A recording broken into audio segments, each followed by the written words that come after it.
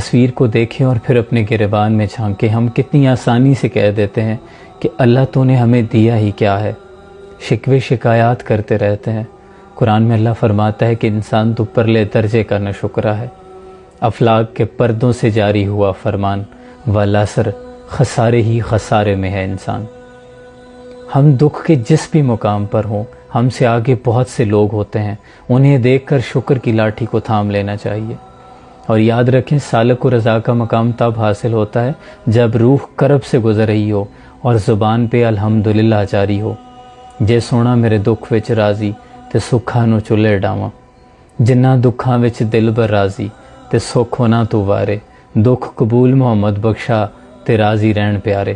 اگر وہ آزمانے پہ راضی ہے تو ہم آزمائش کے لیے خوشی خوشی تیار ہیں۔